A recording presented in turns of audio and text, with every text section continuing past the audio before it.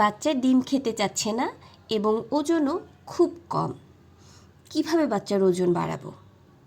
আজকে আমি আমার বাচ্চার জন্য বানিয়েছি ডিম ও কলার পুডিং। এটি বানানো খুবই সহজ এবং খেতেও অনেক বেশি মজার। এর জন্য লাগছে একটি ডিমের কুসুম, একটি কলার অর্ধেক, 2-3 টেবিল চামচ পানি। পানির স্থানে আমরা চাইলে ফর্মুলা মিল্ক বা ব্রেস্ট মিল্ক নিতে পারি। কলা এবং ডিমের কুসুম আমি একসাথে ম্যাশ করে নিয়েছি। যারা চাচ্ছেন যে স্মুথ একটা পুডিং হবে তারা কিন্তু কলাটাকে আরও স্মুথ করে নেবেন।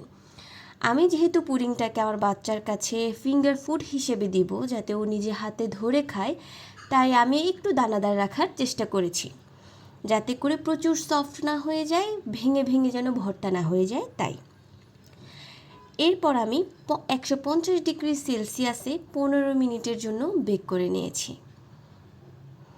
উপকারিতা: এই পুডিং ওজন বাড়াতে সহায়তা করে, ব্রেন ডেভেলপমেন্টের জন্য অনেক বেশি ভালো কারণ এতে রয়েছে ডিমের কুসুম, পেটের জন্য কোমল, হজমে সহজ, রক্ত বাড়াতে সাহায্য করে কারণ এতে রয়েছে আয়রন, এটি দেয় শক্তি এবং বাচ্চাকে রাখে অ্যাক্টিভ।